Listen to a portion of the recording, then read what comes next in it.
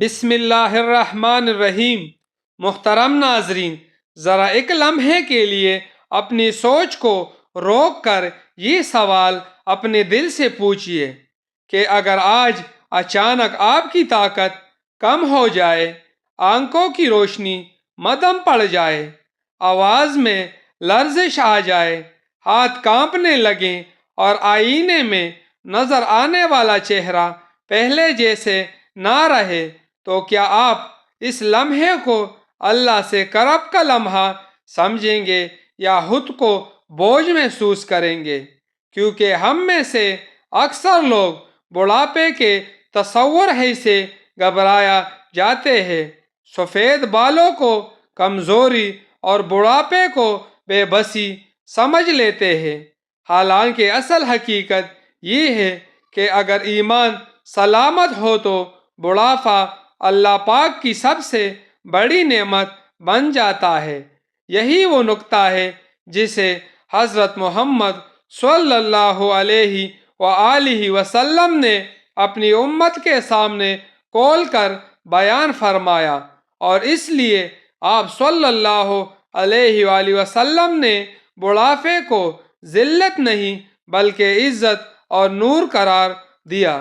محترم ناظرین، کبھی سوچا ہے کہ وہ آنکھیں جو کبھی خواب دیکھا کرتی تھی ایک دن بس دعائیں مانگنے لگتی ہے، وہ ہاتھ جو کبھی مضبوط تھے ایک دن کسی سہارے کے محتاج ہو جاتی ہے، وہ آواز جو کبھی حوصلہ دیتی تھی آہستہ آہستہ کانپنے لگتی ہے۔ یہ سب کمزوری نہیں ہوتی، یہ وقت کا اعلان ہوتا ہے۔ یہ وہ لمحہ ہے جب دنیا خاموش اور آخرت قریب ہو جاتی ہے۔ یہ وہ موڑ ہوتا ہے جہاں انسان سچ میں اکیلا ہو جاتا ہے، نہ طاقت ساتھ دیتی ہے نہ رشتہ، بس اعمال ساتھ رہ جاتے ہیں، اور اللہ کی رحمت کا انتظار باقی رہ جاتا ہے کہ جب انسان خود بڑھاپے کی بات کرتا ہے تو سب سے پہلے والدین کا خیال آتا ہے، کیونکہ اگر والدین بڑھاپے تک پہنچ جائے تو اولاد پر فرض ہے کہ ان کے سامنے اب تک نہ کرے، ان کے سامنے آواز بلند نہ کرے، ان کے چہرے پر ناگواری کا تاثر نہ لائے، ان کی بات کاٹنے سے بچے، ان کی خدمت کو بوجھ نہیں بلکہ سعادت سمجھے۔ ان کے سامنے غصہ کرنا، بدتمیزی کرنا یا لاپرواہی دکھانا اللہ تعالیٰ کو سخت ناپسند ہے۔ محترم ناظرین، یاد رکھیں، والدین کا بڑھاپا اولاد کے لیے آزمائش نہیں بلکہ اللہ کی طرف سے آخری موقع ہوتا ہے، وہ موقع جو یا تو جنت بنا دیتا ہے یا حسرت۔ وہ ماں جو کبھی راتوں کو جاگتی تھی، آج اگر وہ ایک بار آواز دے دے تو سن لینا عبادت ہے۔ وہ باپ جو کبھی خاموشی سے سب برداشت کرتا رہا، آج وہ چپ ہو جائے تو سمجھ لینا وقت ختم ہو رہا ہے۔ ان کے سامنے خاموشی بھی احترام بن جاتی ہے اور ایک بھی عرش تک پہنچ جاتی ہے۔ قرآن کریم میں واضح حکم دیا گیا ہے کہ والدین کے سامنے اب تک نہ کہو، اور حضرت محمد صلی اللہ علیہ وسلم نے فرمایا، جو ہمارے بڑوں کا احترام نہ کرے اور چھوٹوں پر رحم نہ کرے وہ ہم میں سے نہیں۔ جامع ترمذی حدیث نمبر 1919۔ والدین کا بڑھاپا دراصل اولاد کے لیے جنت کا دروازہ ہوتا ہے۔ اگر اس دروازے کی قدر کر لی جائے تو وہ کامیابی یقینی ہے۔ محترم ناظرین، حضرت محمد صلی اللہ علیہ وآلہ وسلم نے فرمایا، مسلمان کے سفید بال قیامت کے دن اس کے لیے نور ہوں گے۔ جامع ترمذی حدیث نمبر 1665۔ سنن ابی داؤد حدیث نمبر 4202۔ انسان کی زندگی اللہ تعالیٰ کی ایک امانت ہے جو 3 مراحل سے گزرتی ہے۔ پہلا مرحلہ بچپن کا ہوتا ہے، جہاں انسان کمزور ہوتا ہے، مگر اللہ کی خاص حفاظت میں ہوتا ہے۔ دوسرا مرحلہ جوانی کا ہوتا ہے، جہاں طاقت، خواہشات اور نفس انسان کو آزماتی ہے، اور تیسرا مرحلہ بڑھاپے کا ہوتا ہے، جہاں جسم جھک جاتا ہے، مگر اگر دل اللہ کے سامنے جھک جائے تو یہی بڑھاپا سب سے قیمتی بن جاتا ہے۔ ایمان والا بڑھاپا وہ ہے جس میں دنیا کی محبت کم اور آخرت کی فکر زیادہ ہو جاتی ہے۔ محترم ناظرین، بچپن کھیل میں گزر گیا، جوانی خواہش میں بہہ گئی، اب بڑھاپا آیا ہے تو وقت ہاتھ سے نکل چکا ہے۔ اب نہ وہ رفتار رہی نہ وہ موقع، اب جو باقی ہے وہ صرف ندامت یا نجات ہے۔ یہ وہ وقت ہے جب انسان پیچھے مڑ کر دیکھتا ہے اور خود سے سوال کرتا ہے کہ میں نے کیا کمایا، دولت یا دعا، شہرت یا سجدہ، لوگوں کی واہ واہ یا اللہ کی رضا۔ یہی سوال بڑھاپے کی اصل پہچان ہے۔ محترم ناظرین، احادیث نبوی صلی اللہ علیہ وآلہ وسلم کی روشنی میں بڑھاپے کے 9 ایسے اعمال ہیں جس سے اللہ تعالیٰ راضی اور خوش ہوتا ہے۔ پہلا عمل ایمان پر ثابت قدمی ہے، کیونکہ اللہ تعالیٰ اس بندے کو پسند فرماتا ہے جو بڑھاپے میں بھی گناہوں سے بچتا ہے۔ دوسرا عمل نماز کی پابندی ہے، کیونکہ نماز دین کا ستون ہے۔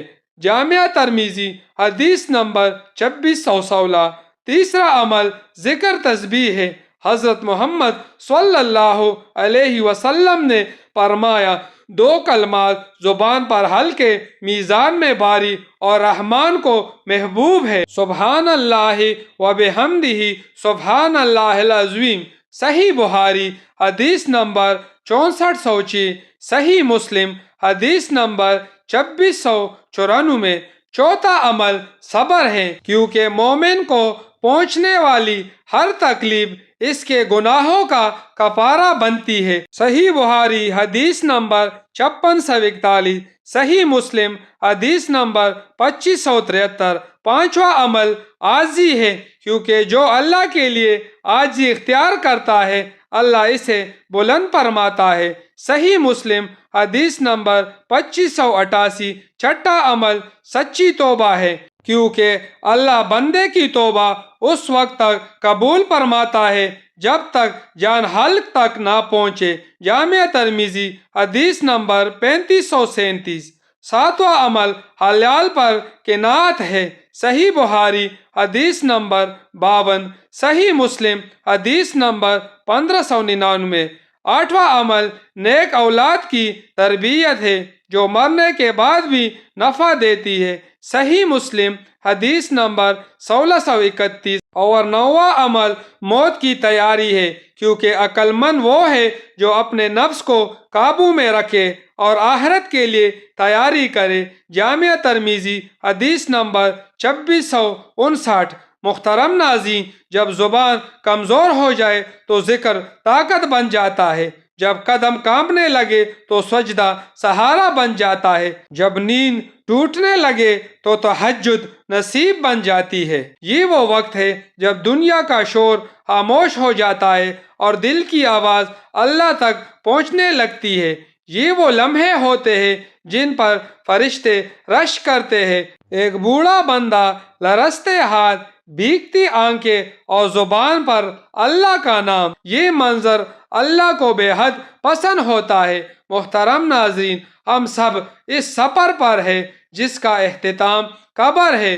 کوئی جلد پہنچے گا، کوئی دیر سے، مگر پہنچنا سب نے ہے۔ وہاں نہ آواز کام آئے گی، نہ دلیل، نہ رشتہ ساتھ ہوگا، نہ نام، صرف نماز، ذکر، خدمت اور نیت۔ وہاں وہی کامیاب ہوگا جو دنیا میں جھک گیا، وہی بچ جائے گا جو بڑھاپے میں سنبھل گیا، اور وہی سرخرو ہوگا جس نے اللہ کو راضی کر لیا۔ محترم ناظرین، آخر میں ہم سب مل کر اللہ تعالیٰ کے حضور دعا کرتے ہیں، اے اللہ، ہمیں ایمان والا بڑھاپا عطا فرما، ہمارے دلوں کو اپنی یاد سے زندہ رکھ، ہمیں اپنے والدین کی خدمت اور ان کی عزت کی توفیق عطا فرما۔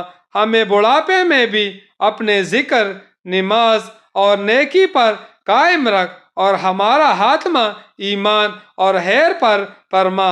اے اللہ، ہمارے گناہوں کو معاف فرما، ہمارے کوتاہیوں سے درگزر فرما اور ہمیں اپنی رضا نصیب فرما۔